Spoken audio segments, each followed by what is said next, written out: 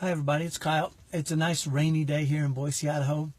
Last week I asked a question about what's the frustration you have with yourself, and I got some pretty good feedback, but today I want to cover a video that's going to help at least two people that responded, and those are Holly and Robin, I think.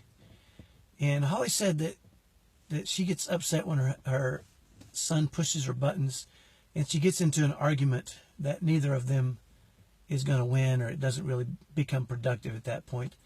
And Robin said something real similar. She said that she gets angry too easy. And so today I want to talk about something we're going to call hot buttons, because our kids seem to know how to press them, and that will lead to us being angry or getting into arguments that aren't necessarily productive for us or our kids. And so I'm going to take you through a quick process today about how to identify your hot buttons, and then tomorrow on another video we'll talk about how to fix them. So the first thing is, what I want you to do is think about hot buttons as if it's just a big button. And I've actually written some up. I've written some on sticky notes here.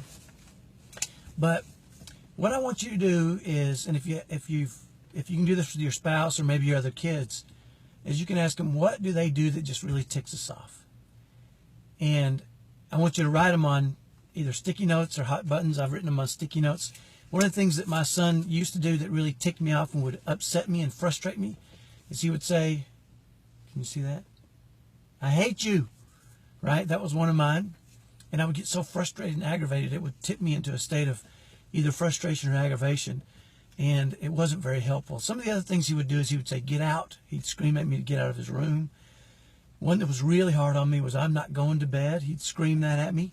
And that meant I was going to be up for another 2 hours trying to get him in bed. And the one that I still struggle with sometimes, because I'm not perfect at this, is when he screams at my wife. And so I've actually written these all down so I can read them to you. And as I find more that I come across, I put them on these little sticky notes, because the first thing we need to do is identify what they're doing specifically that tends to tip us. There's different things. You know, sometimes it doesn't just have to be words. Sometimes it's that set us into frustration or anger, or we're being manipulated. Sometimes they're actions. Like, for instance, my son will like kick the wall, or he'll try to destroy something, or maybe roll his eyes, or, you know, these are the kind of things that we know can frustrate us and make us mad. So the question we've got to ask ourselves, once we know what our hot buttons are, is we've got to ask ourselves, how do I react? And it's pretty easy to identify if they're hot buttons, if they're real hot buttons, how we react. Does it make us mad or angry? Or in my wife's case, sometimes he presses hot buttons that makes her cry. He'll scream something at her and she'll just start to cry. And I think he knows that if he screams that at her and she cries, she'll leave him alone. And that's what he wants. But that's not always what's best for him. And so he's manipulating us into getting what he wants in a lot of cases.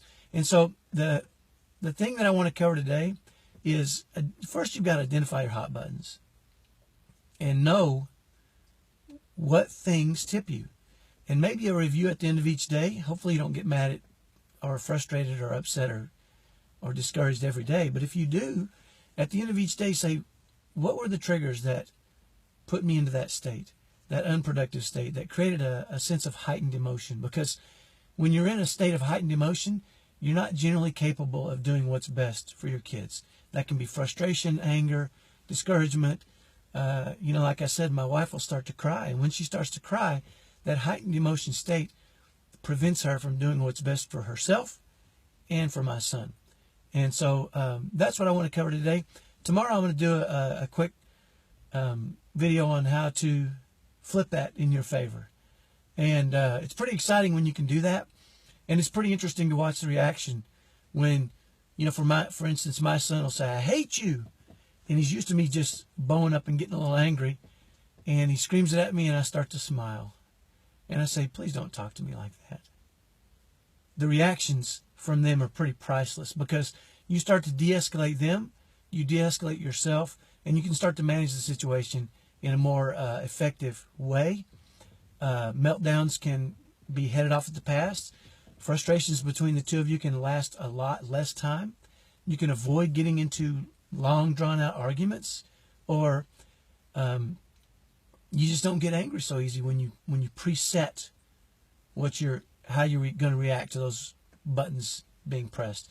The last thing I want to cover real quick, and again, tomorrow we're going to cover how to reset that for yourself, so that now when those buttons get pressed, you reset to a more productive state. But the last thing I want to cover is to let you know that they're always going to be trying to find new hot buttons.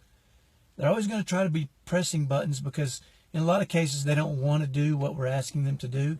And if they can frustrate us or aggravate us or upset us, then they can avoid those things that we know are best for them. So really, letting yourself get into a heightened emotional state is not generally good, because then we're not capable of being our best selves for our kids. So tomorrow we'll talk about how to solve it. But today, that's your task for today. Get some sticky notes. Or when we first did it, my wife and I grabbed these big red buttons and we cut out about 20 of them, and we had to cut out about 20 more because there were a lot of things that can happen that will put us in a heightened emotional state that's not best. So I'll talk to you tomorrow. Do that today. Write down those things that you know are hot buttons, and review in your mind at the end of each day what buttons may have been pressed to get you in that state. I'll talk to you tomorrow. Bye-bye.